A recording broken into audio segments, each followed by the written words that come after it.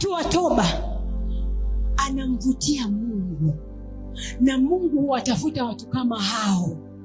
Sisi kibinadamu unapenda ukikosewa mtu akufuate, Mungu kusamehe, kusamehe tumishi sikujua, na ususia kusamehe, cha kusamehe, usirudie tena.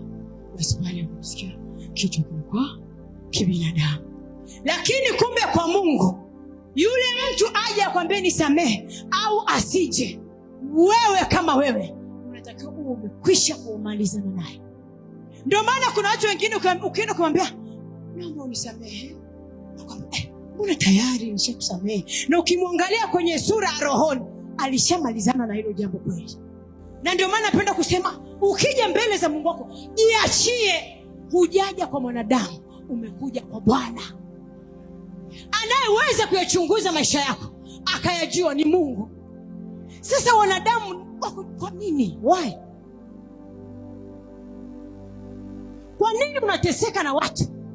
Kwa nini usiteseka na Mungu anayeweza kuifanya kesho yako kuwa bora, anayeweza kubadilisha hali yako, anayeweza kubadilisha jina lako, anayeweza kukutoa ulipo na kupeleka mahali pa juu, anayeweza kukutisha katika nafasi? Kwa nini usihangaike na huyo? Kubaki kwenye story. Mtu anapokuja kuambia jambo, unajua fulani amefanya hivi, nilinganishi na neno unasema nini kuhusu hili? Wamekusema vibaya, neno linasemaje? Heri wanao neno mabaya, kwa sababu nini? Hao watafanyaje? Yani hivi kumbe unatakiwa hata uombe Mungu, naomba mbona wanisemi? Mbona sisemi sasa hivi? Kwani nimekosea wapi? Bwana nirehemu, naomba nisemwe, naomba Bwana.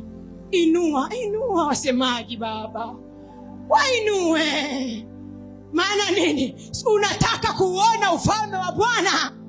Kumbe ukisemwa umeandaliwa ufalme, umeandaliwa kiti mbinguni. Sasa unakasirika nini?